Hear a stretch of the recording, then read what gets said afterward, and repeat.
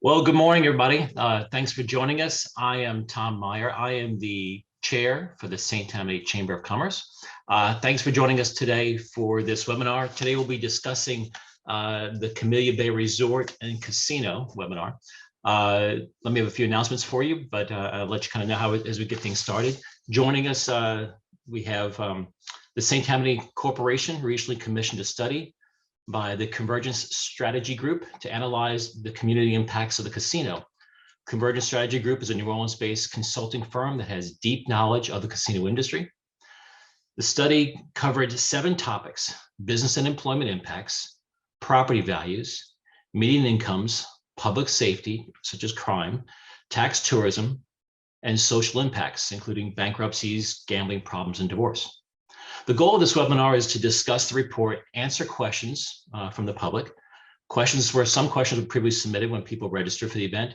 But if you do have a question during this webinar, please send me, Tom Meyer, a direct message through the Q&A tab on your webinar, and I'll be able to answer those questions or bring those questions up to our panelists a little bit later on. Our panelists I mentioned, we have Chris Massengill. He is the CEO of St. Tammany Corporation. Chris has led St. Tammany Corporation as CEO since July of 2018. Where he launched a newly established economic development organization with a reimagined vision, mission, scope of work, and team. Under his leadership, the organization has initiated, adopted, and is now implementing Thrive 2023, St. Tammany's 5-year economic development strategic plan. Since 2018, St. Tammany Corporation has announced multiple major business recruitment and expansion projects representing over $60 million in capital investments and over 1,170 new and retained jobs. Also joining us is Suzanne Leckert, founding partner of the Convergence Study Group. Suzanne has been providing planning and analytics services to clients globally since 2003, holding the American Planning Association AICP credential. Suzanne is skilled in strategic planning and the use of analytic tools, including geographic information systems. She routinely performs market research, feasibility studies, financial analysis, planning studies, and community impact assessments, giving her clients in the private, tribal, and public sectors the data and insights they need to make critical decisions. Ms. Leckert has a Master's of Urban and Regional Planning from the University of New Orleans and a Master's Certificate in Historic Preservation. And also on our panel a little bit later on for questions, we also have joining us David Ritvo. He is the Vice President of Development of the Camellia Bay Resort and Casino, and Dave will be joining us a little later on. So Chris, I'm gonna kind of turn to you first. I would like to ask you to provide a brief introduction that you had to the project and scope of work and the goals of the project. Thank you, Tom, very much. Good morning, everyone. Mr. Chairman, we appreciate the opportunity to participate in this informational session. I want to applaud you and the Chamber for once again continuing to be an outlet of great information, being an advocate for our business and industry, and the partnership with economic development is certainly appreciated. We've got mutual goals, and the missions certainly are aligned to move forward St. Tammany, and we appreciate that a great deal. Good morning, everybody. Nice to see you, Suzanne. Thank you for making time to be a part of this. David, always a pleasure, sure. Appreciate you guys engaging with us. I'm going to try to do 3 things real quickly. I want to tell you kind of what we know about the project, what we know about Convergence Strategy, and then what do we know about Camellia Bay Resort, Casino, and Marina. You all may remember that now over a year ago, when this project was truly in its confidential stage, the pre-development stage, when we were doing the initial due diligence. This is a project that I'll tell you in the course of my time here in St. Tammany Parish has been one of the most evaluated, scrutinized research projects than any that I have been associated with in a very long time, for good reason. These types of projects automatically come to the table with a certain amount of questions because the community has to be educated. They have to understand this type of economic development project. And we as an economic development organization had to learn a great deal about this industry here in Louisiana, and then how it impacts the community and the economic landscape. And we went to work on doing that, examining the metrics for what is the potential positive ROI. Is this a good fit for the economic landscape and community of St. Tammany Parish? We've got the statutory responsibility to be the economic development organization for St. Tammany. I serve as the Chief Economic Development Officer for our government partners. And it was our job to make the initial assessment, to do the due diligence. And I will assure you, and now with 3 rounds and multiple evaluations from various fronts, this project has certainly had the level of review and research, and we still stand behind that now more than ever as we've conducted additional research and added things to the table. And yes, there's always questions about this type of project. And ultimately, the people of St. Tammany will make that determination if they want this type of economic development project in their community. But there's a couple of things that I'd like to just remind everybody as we go through this. This is a $329 million capital investment into our economy. What does that mean? Well, that means that we have a $78 million worth of labor income, $241 million of ongoing potential economic impact. That means we have an additional $7 million going to our local organizations for investments back into our community. It also means a $35 million independent sports complex paid for by private sector dollars that's tapping into an $8 billion industry that we have the ability to attract in St. Tammany Parish. It means 1,000 permanent jobs. It means almost 1,700 jobs during the construction phase. And it's estimated about 900 in secondary and indirect jobs as a result of this project. It means the kind of employment opportunities that is in line with the type of quality jobs that are in St. Tammany Parish. We're talking about benefit package of medical, dental, vision, disability. It's about minority and women-owned business participation. It's about understanding that compensations can be up to $90,000 a year. One of the things that is important during this process is the evaluation of the company. As a part of our due diligence, we examined P2E. We examined this operator, and we came to the conclusion and recommended to our elected officials is that Peninsula Pacific Entertainment represents the gold standard in this industry.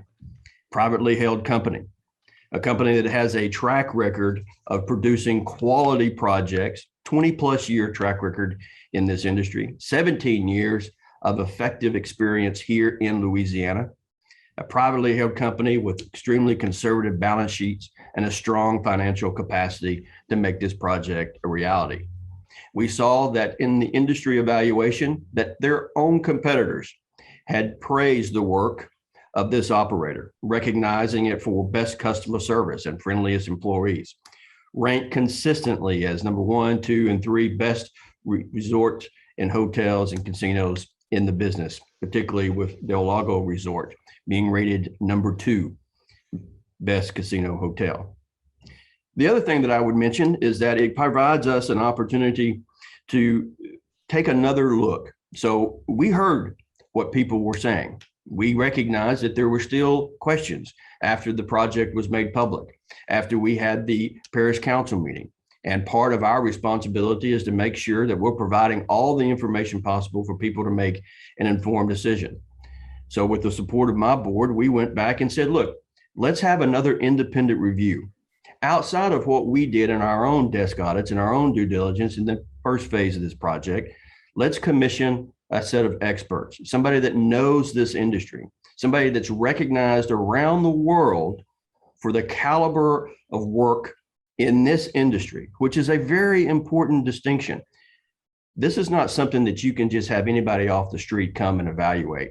You need to have the understanding and the depth of how this industry works and the research that is around this industry. This has been an incredibly transparent process. I've been proud of that. I've been proud of the accountability that's been put in place from negotiating the historic community host agreement to now providing this additional layer of research so people can examine it and evaluate it for themselves. The goal of the study when we commissioned with Convergence Strategy Group was to take an independent evaluation to see the potential range of impacts that such a project could have, not only just on Slidell, the surrounding community, but St. Tammany Parish as a whole, providing that additional layer of professional research to further address the community's questions on a resort and casino gaming style project. We proactively commissioned this independent study from Convergence without any foregone conclusions on the results of the reports. As the local economic development organization, we are responsible for providing trusted and reliable project information on all economic development projects. And we certainly feel like we have done that here and certainly stand behind the due diligence and the work that has come. We recognize that maybe we didn't see something in the first evaluation in the series of the review that was done on this project early on. And the reason that the 7 sections that were chosen during this research most align with the types of questions that we got. And so we were glad to connect with Convergence.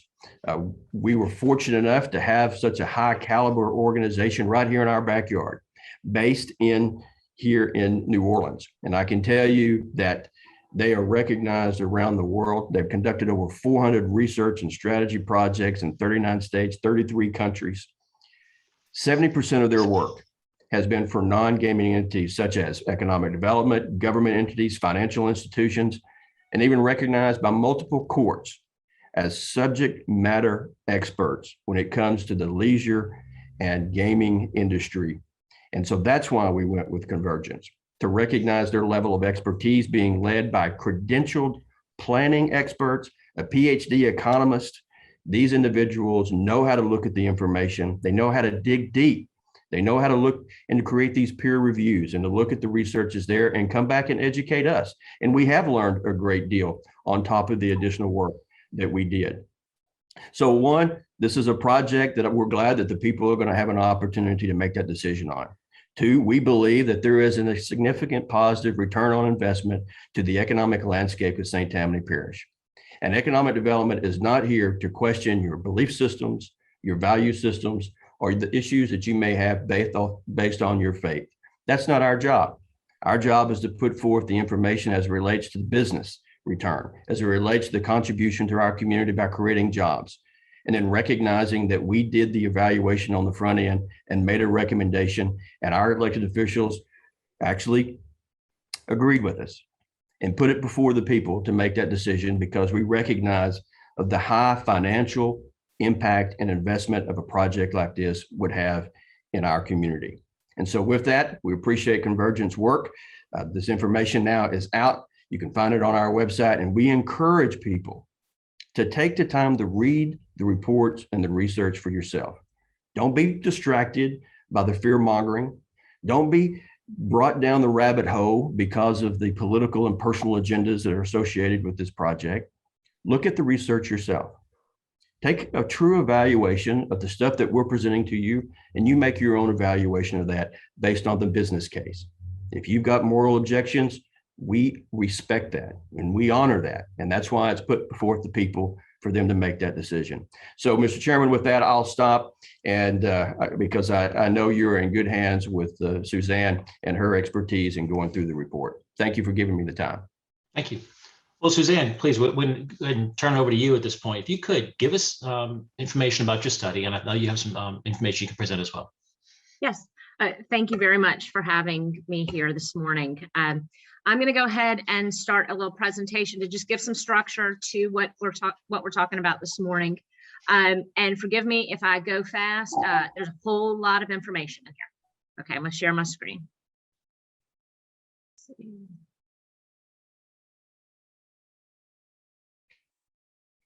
Okay, does everybody see that? Your screen's visible. It says welcome to Slido. Good, thank you. Okay, so as Chris introduced us, my firm is Convergence Strategy Group. We are based in New Orleans, but our work takes us all over the world. My partner, Scott Fisher, couldn't join us this morning, so I'll be speaking for our firm. And let's see if I can, okay. Excuse me, sorry, technical issue. Okay, so as I said about us, we're based in New Orleans. Between Dr. Fisher and I, founding partners, we have 40 years of collective experience in analytical and strategic planning. You know, focused on the casino gaming industry, but our clients are not necessarily casino gaming interests. Most of our work has been for public entities such as St. Tammany Corporation, such as cities such as the city of Danville, Virginia, or the village of Tinley Park, Illinois. So we work across the gamut. Also for a lot of Native American tribes. So casino gaming interests are not our primary clients. That said, we've been involved in over 400 projects such as these, and just about every state in the U.S. In which gaming is legal, or we've worked on the front end before gaming has been legalized or it's being considered. Again, here's my partner, Scott Fisher, and myself, and I think Chris gave us some great introductions there, so we don't have to go through. Okay, so the scope of work that we were tasked with is we were asked to conduct a community impact study to look at what could be the potential impacts of this proposed development on Slidell and the surrounding community. And the hot button issues that we were told, and so which we focused our research on, were business and employment, property values, median incomes, public safety and crime, tourism, tax base, and the social impacts such as that come through, such as divorce and bankruptcy. And what could the local community expect with this type of development?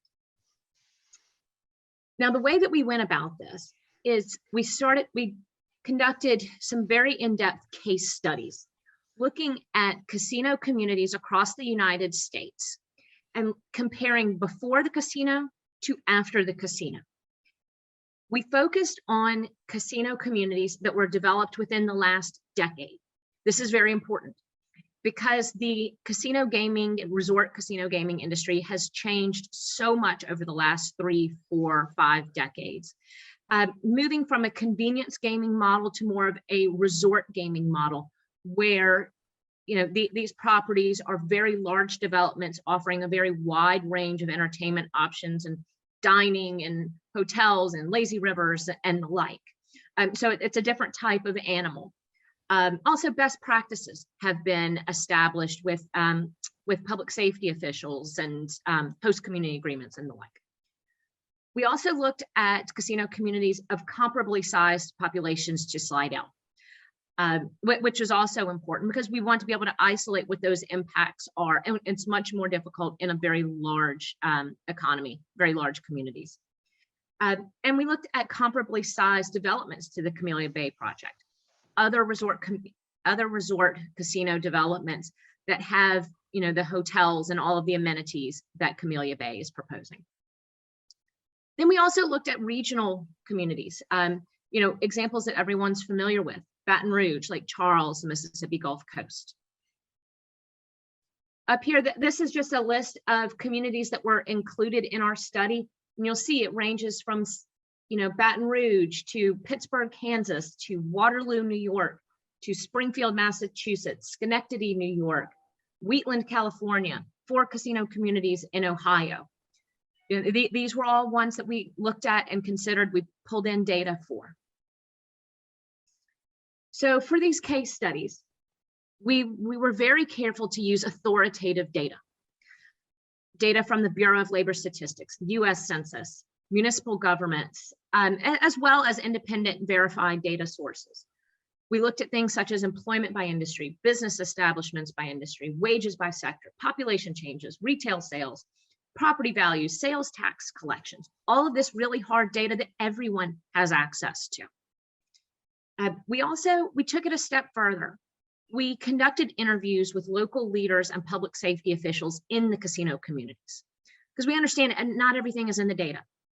And so we got them on the phone and asked, how has the casino affected your community? What do you wish you knew before? What are some lessons learned? We had those conversations.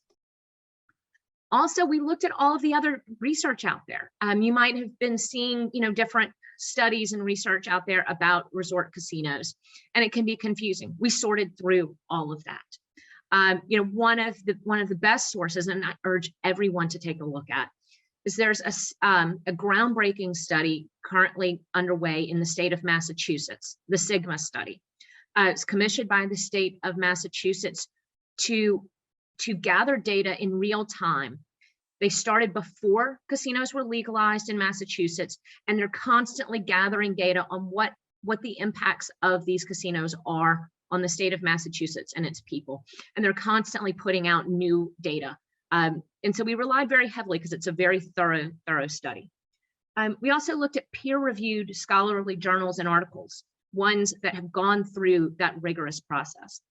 We also looked at all of the reports that you might be seeing copies of that show all these horrible impacts of casinos. And so we've looked and see, okay, what is the data being used here, and diving into the details of these studies. Okay, so what did we find? We found that casinos have had moderately positive to negligible impacts on the surrounding businesses. Sales tax collections have increased. We haven't found any patterns of business closures after casinos. No patterns of business bankruptcies. We thought we might see some of that. It's not in the data.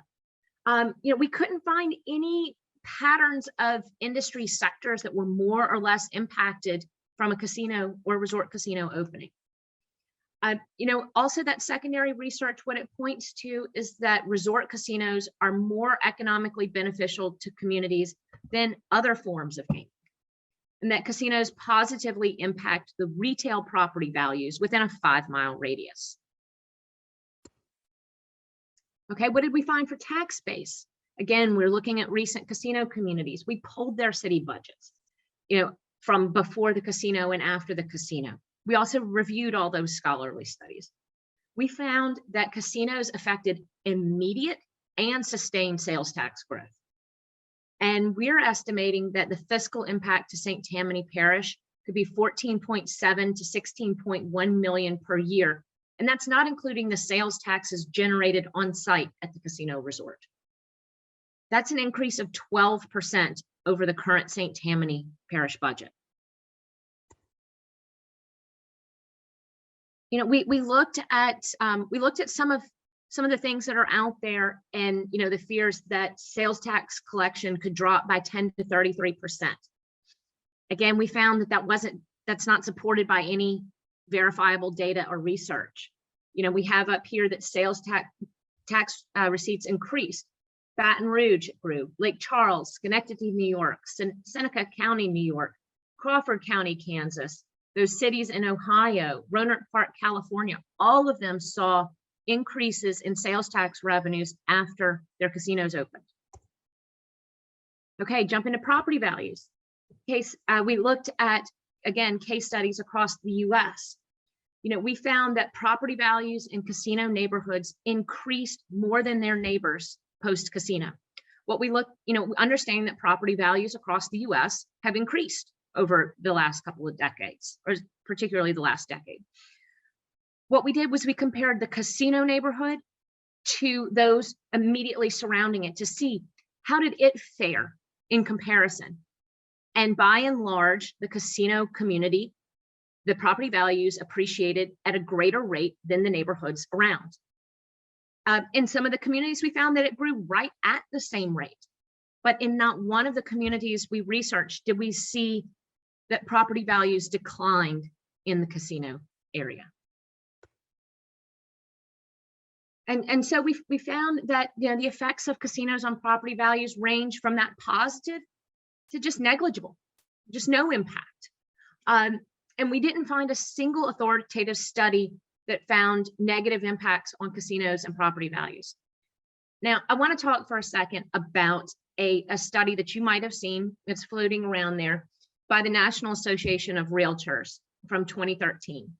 They projected that property values would drop by 4.6% after the casino opened in Massachusetts. Well, that's floating around there. Well, we looked at the data. We looked at what's actually happened in that community. We talked to the Realtors Association now, and it's been proven wrong. In fact, the aggregate assessed property values in that community actually increased by 21% after the casino. They didn't decrease by 4.6%, they increased by 21%. And I'll say that, there's a lot of old studies, suggesting a negative correlation with property values, but those are from the early casino riverboat days, Atlantic City, Nevada, with an older model. And it's not indicative of today's gaming industry. Okay, keeping going here. Crime and public safety. We found that crime declined in casino communities after the casinos opened. In Baton Rouge, at the end of 2019, the total number of crimes was 11% lower than the year before LaBerge opened.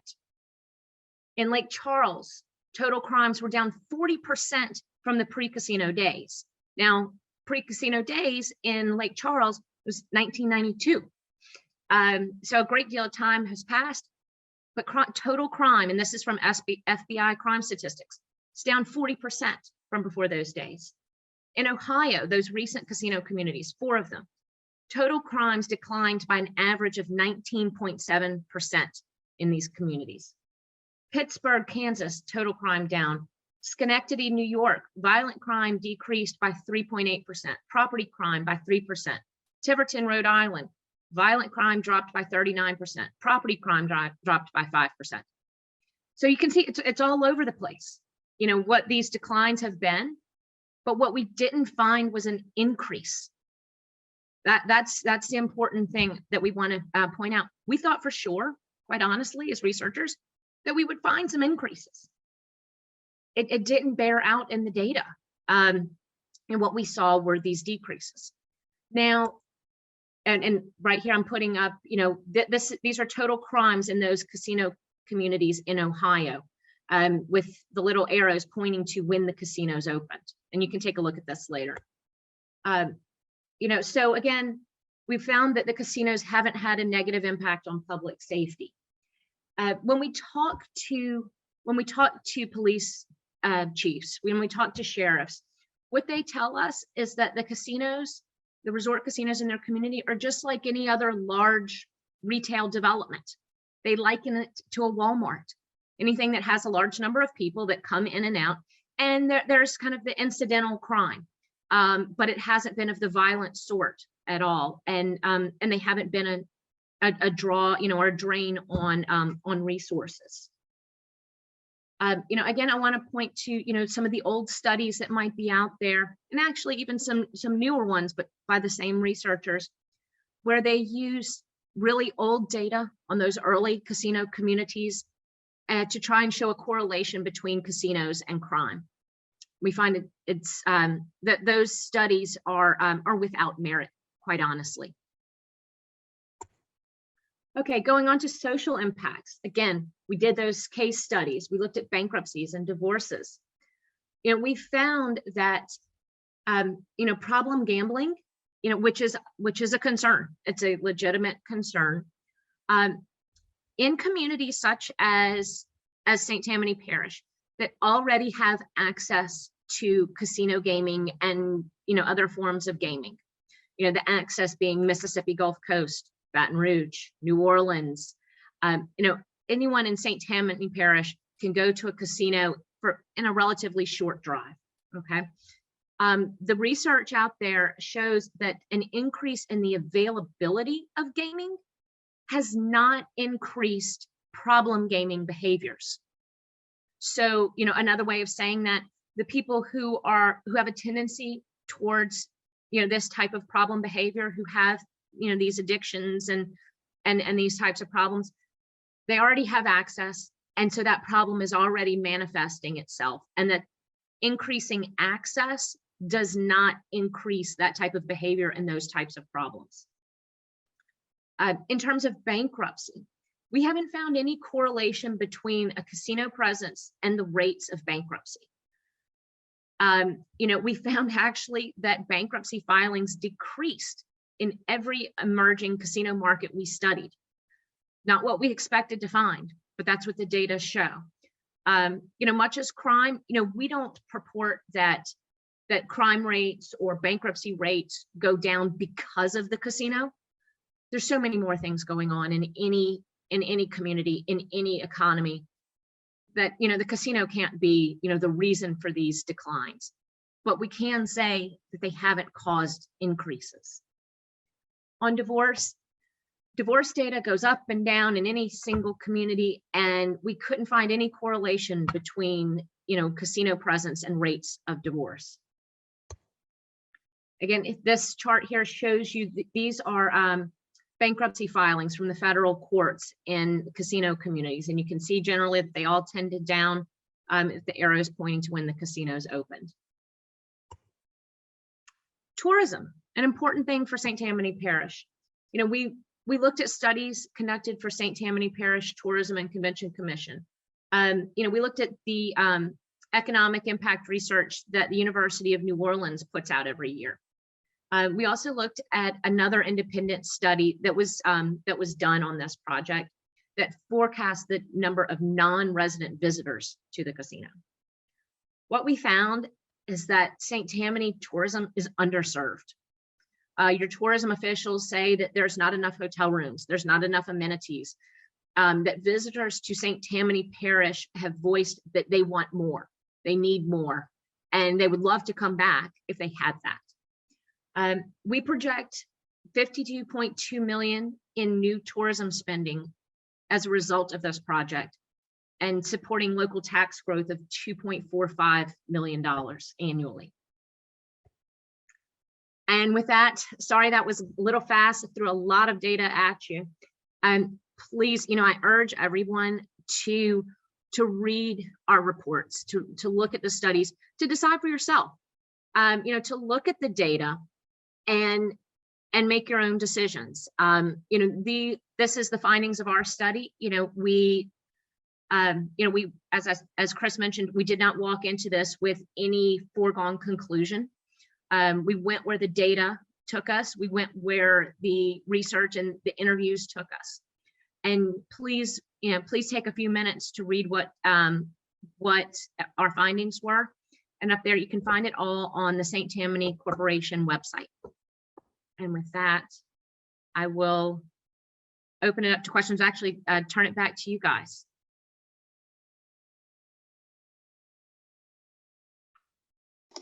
Suzanne, thank you very much. We had some questions that did come in advance of our webinar when people were registering, and I'm also asking those attendees who are listening in or watching, if you have a question for Suzanne or Chris regarding this study and also your own questions, please use the Q&A tab to send them in. That way I can make sure to be able to read those and get those to you. But Suzanne, let me start with you. One of the questions we had was, you mentioned in the summary that businesses located either adjacent to the casino or the surrounding community tended to almost thrive after the introduction of casino. Can you talk more about maybe why that happens? Well, with any large development like a casino, you have a large number of people coming to it. And there's a spillover effect of people, when they leave the property, they might, do a little bit of shopping, or they might need to, things as simple as like going and filling up their gas tank. So there's that spillover effect. And, there's a synergy. There's a synergy between, other businesses, because people going to a resort casino like this, they're going for entertainment.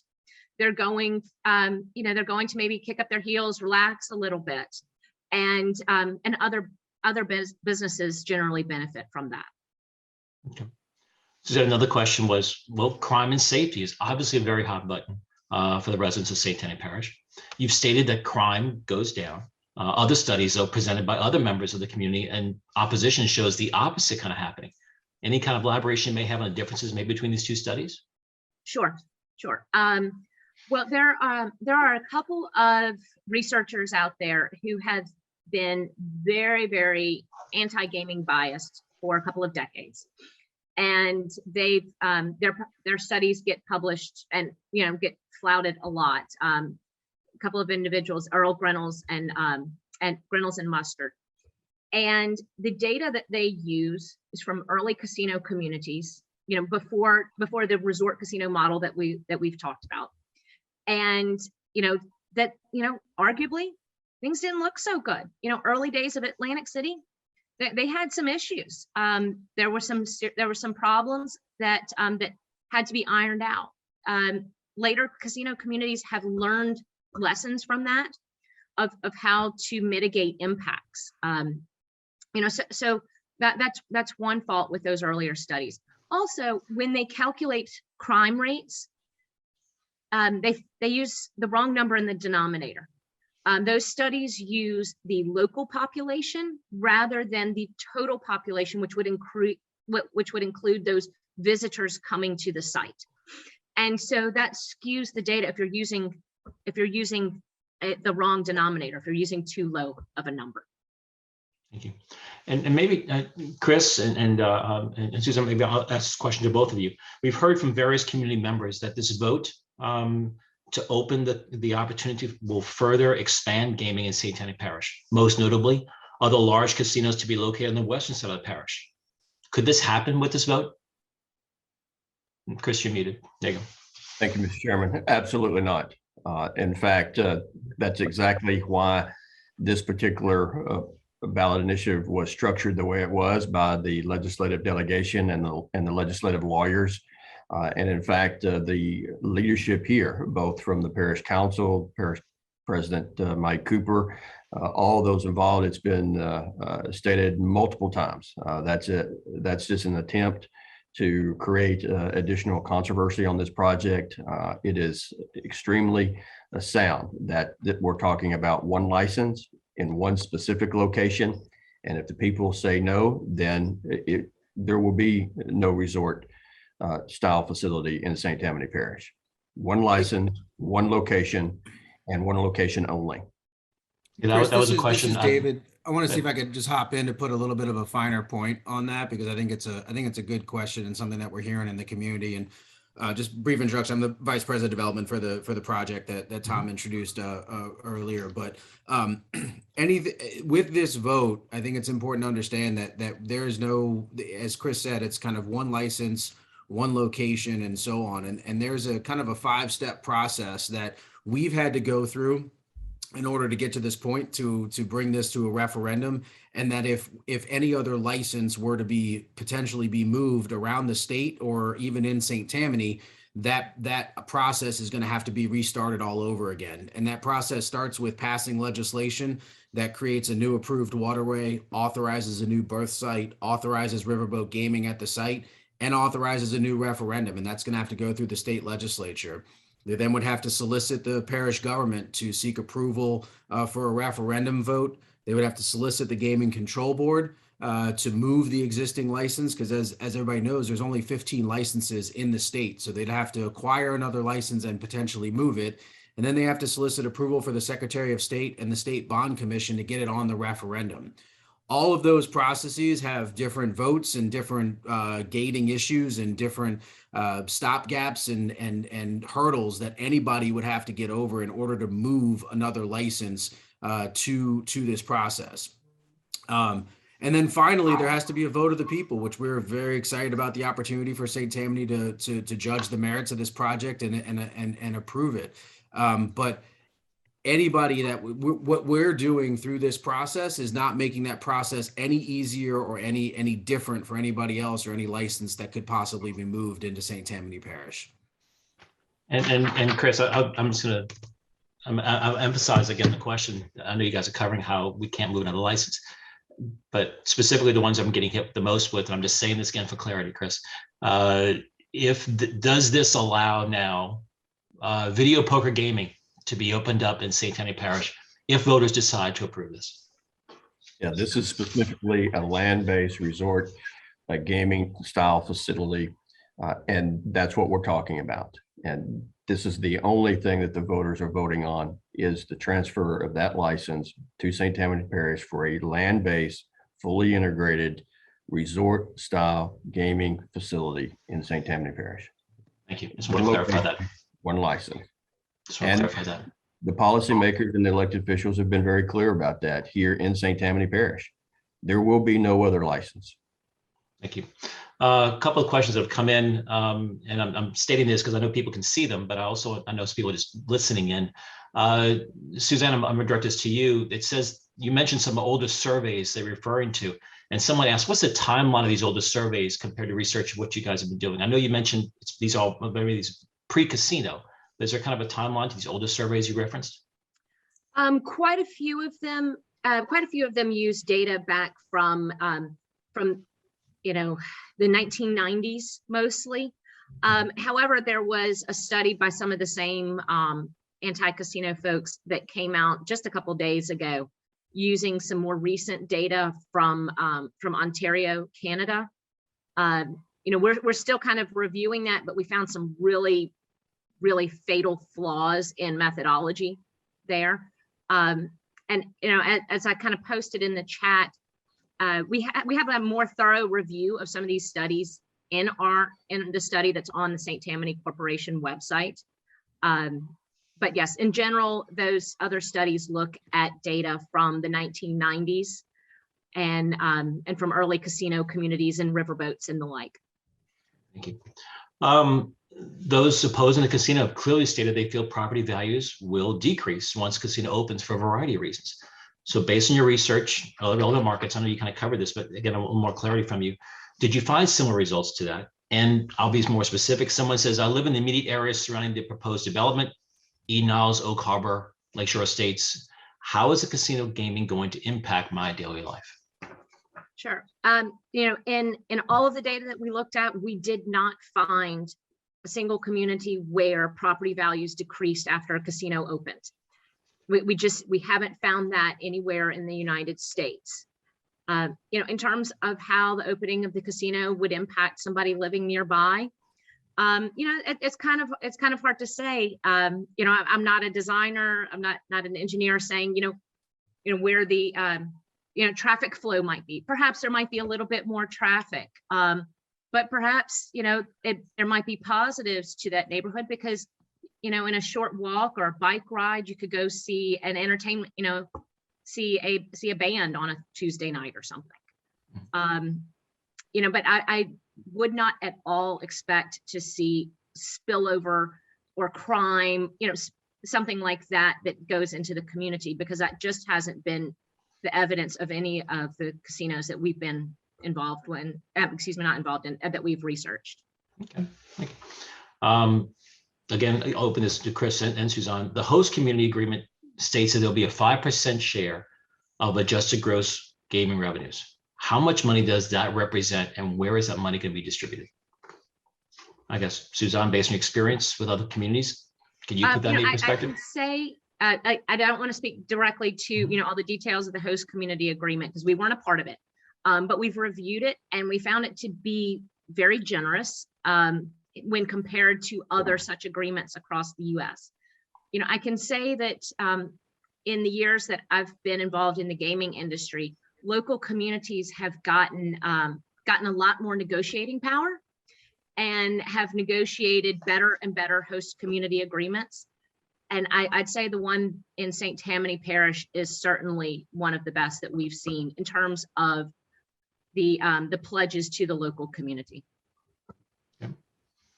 Chris, did you want to add to that? And Tom, just to piggyback on that, this is one of the areas that we really put a lot of focus on at the beginning of the development process of this project. We knew that we were dealing with a stand-up company. We knew that we were dealing with a company that had the balance sheets and the financial strengths to make this project a reality. And we also did our homework, examining the additional license and where the baseline was in Louisiana. And part of our homework was to get an understanding about what are the best cases. Where do we start from? What does that look like in Louisiana?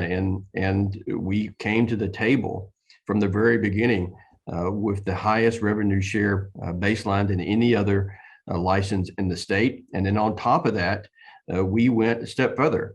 Like we do in all economic development projects, we tried to put accountability measures in place. We tried to also extend that to additional business development opportunities, like with our women and minority-owned participation with vendors. Also engaging that we wanted local businesses subject matter experts, trade skills, et cetera, being involved in this process. We try to do that on every economic development project. And we did. We set a new standard with the negotiation and the community host agreement for Louisiana than any other host community agreement that's out there. And quite frankly, they're now using ours as a model as they go back and communities are renegotiating and are looking at what they were able to facilitate.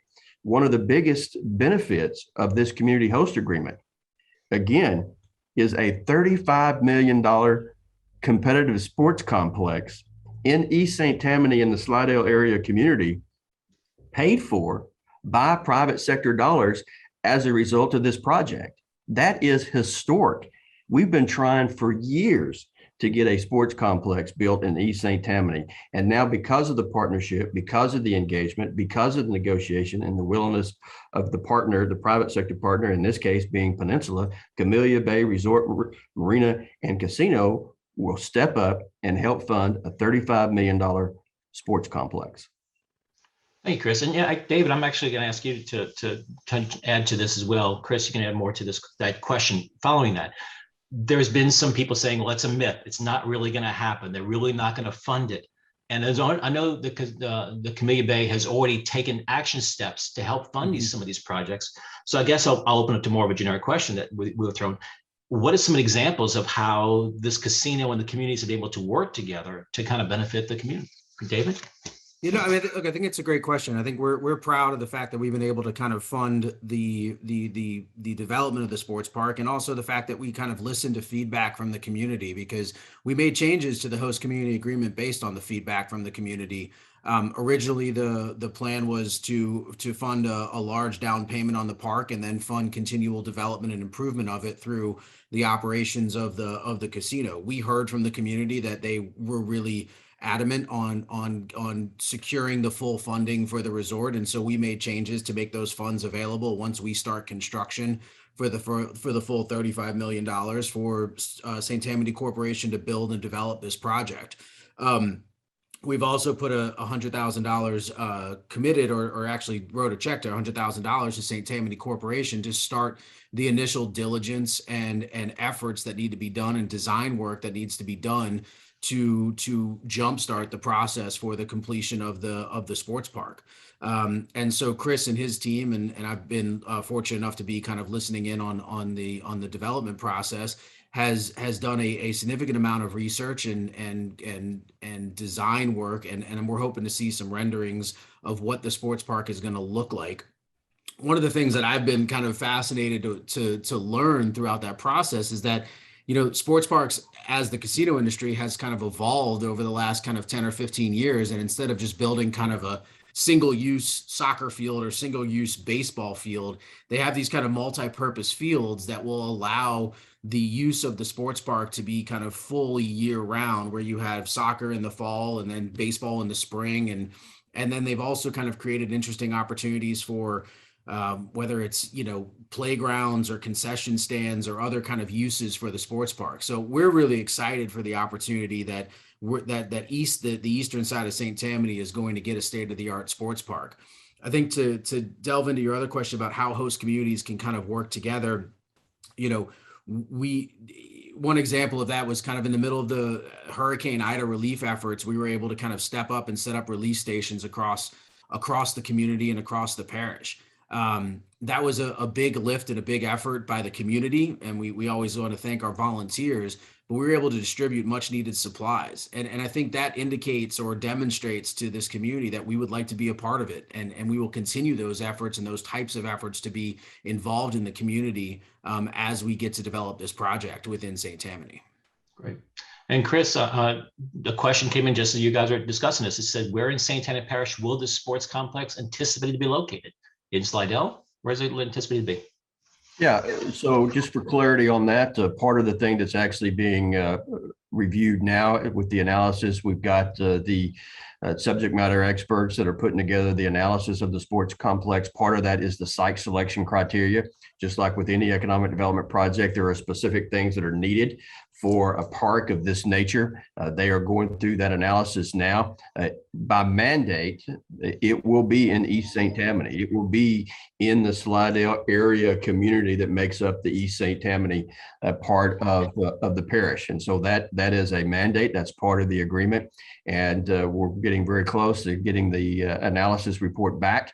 That shows not only the business model and the cases as it relates to operational pieces, but a big part of that is to set out the site selection criteria, because we're still talking about 150 to 200 acre sports complex tapping into an $8 billion industry. We just saw a few months ago in Youngsville, over 3 days, over $5 million, 18 million people came into a community of 11,000 in 3 days. So we've known for a long time, working with our partners at the Convention and Tourism Commission, this has been a gap for us in St. Tammany Parish. We are geographically located to be in a strong strategic position to capture this business. And with a facility like this, we know that we will be able to do that. And we're real excited about that. And we're getting close to David's point. You know, we put together a community-based sports advisory working group and advisory committee made up of St. Tammany residents that are helping to inform and provide feedback as we go through this whole pre-development process. And we're very close to having the conceptual renderings done and the initial feasibility and analysis report. Thank you. Suzanne, I'm trying to see you, and this is what this St. Tammany Chamber has made sure we do through this entire discussion regarding the casino, is to get facts out, to get good research out, to get the what ifs, and not to listen or give a lot of credence to like things that people make up. So I want to focus more on some of the facts that maybe you discussed in your research that was so important. You mentioned about the benefits of moving a license to St. Tammany Parish. It's going to benefit the state and local community, but let me go into the tax dollar. This is one of the questions we had. There's considerable tax dollars that's leaked to Mississippi. Can you provide any kind of statistics on how much you think is leaked out, and maybe how will that much come back to the parish and to the state from your research? So the Mississippi Gaming Commission, they keep track of the state of residence for visitors to their casinos. And according to the Mississippi Gaming Commission, 20% of the Mississippi Gulf Coast casino visitors come from Louisiana. Well, so this year, 2021, Mississippi Gulf Coast casinos are on track to generate about $1.65 billion. If you multiply that out, that comes to over $300 million a year coming from Louisiana residents and being spent in Mississippi. So that's what we looked at. Other independent studies for the casino operator estimate around $80 million a year of that money could be diverted, or rather kept in Louisiana by this Camellia Bay project. Thank you. Let's see if we have many more questions that come in, and make sure I'm reading everybody's questions as they're coming. Didn't see that. Guys, I guess we're almost kind of running out of time. Suzanne, again, if you had to kind of take all your research that you guys did, I know this took a long time, and the impacts were very strong. Kind of give you a wrap up maybe on research. What are you finding is going to be, call it the outcome of if there was a positive vote to put this casino in St. Tammany Parish? Sure. I'd say, first and foremost, the negative impacts that people fear, or rightly so, people are concerned about, those haven't exhibited in casino communities across the U.S. That it just hasn't borne out. So I think first and foremost, the community shouldn't expect significant negative impacts. I think they should also expect some pretty good positive impacts in terms of businesses and employment and property values. Taxes in the tax receipts in the community. I think it's reasonable to expect that there will be something of a moderately positive impact community-wide from a development like this. We've heard from various community members that this vote will open opportunity for the gaming. I think we kind of covered that already. other larger casinos, and I think that was under the question that came in. We already did cover that. Thank you. Suzanne, I'm asking another question that I've been hearing from the small businesses in the area. They're saying this casino come in with the restaurants being there. This development is going to shut down my small business. Does any of your data that you did and all the research you did showing that's going to occur? No. And we looked at it every single which way but Sunday, and couldn't find anything indicating that small businesses are hurt by the opening of a casino. We found lots of anecdotes, talking to lots of communities where small businesses have benefited from oftentimes from partnering with the casino. But no, we haven't found it in the data that small businesses have been hurt. I'd like to see if I can add a little bit of data and stats to that as well, because I think it's something that we're hearing as well. And I think if you look at, we are estimating that we'll have a little over 1.5 million, 1.8 million visits to this casino throughout the year. Now, those visits are for gaming, for hotel, for entertainment, for meetings and conventions and the like.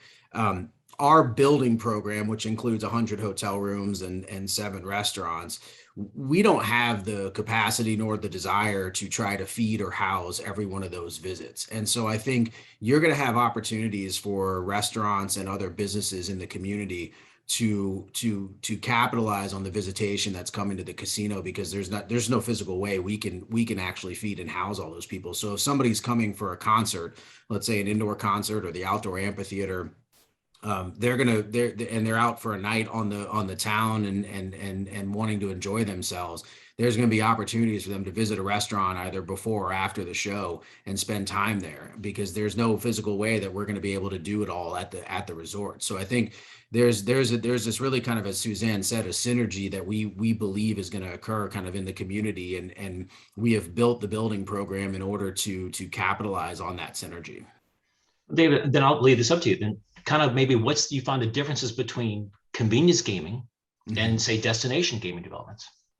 So destination gaming is what we are building for Camellia Bay Resort. It is what Suzanne had referred to earlier in the discussion about an integrated resort. So it's a resort that includes a hotel, that includes live entertainment, that includes meeting and conventions, and then has a casino as a portion of that development. I think if you look at the building program that we are planning to build, it's almost 500,000 square feet of total developable space, and approximately 20% of that is going to be the casino. So 80% of it is for non-gaming uses, and that's really what the industry and experts view as destination gaming. Convenience gaming, on the flip side of that, is stuff like lotteries, OTBs, video poker that is at restaurants and bars, and slot casinos, the truck stops that you see. Those are purely built for somebody to go gamble, spend time there, and then leave. There's really no other amenity base and no other opportunity to participate in other entertainment options at those types of gaming. And so when you look at the kind of differences between the two, to me, it's pretty clear that this is a destination style gaming development versus a convenience style or truck stop gaming development. Chris, I'll turn to you for our last. We have our last 2 minutes or so, and you can kind of wrap up. And I know this study, as you wrap up, Chris, this study is available for anyone to go back and look at on the St. Tammany Corps website. Chris, I'll turn to you. Yes, sir. No, thank you very much. And I was just going to add to what David and Suzanne was saying, because it's an important point that we've actually been educated on, particularly working with our partners at the Tourism Commission, because we hear this statement all the time. When you hear the fact that this type of facility, 500,000 square feet facility being built with the type of amenities and integration that speaks to the specific need as it relates to tourism in our parish, people don't really fully appreciate, because we hear this all the time. People don't come to St. Tammany Parish. They don't come to Slidell. Well, here's the reality.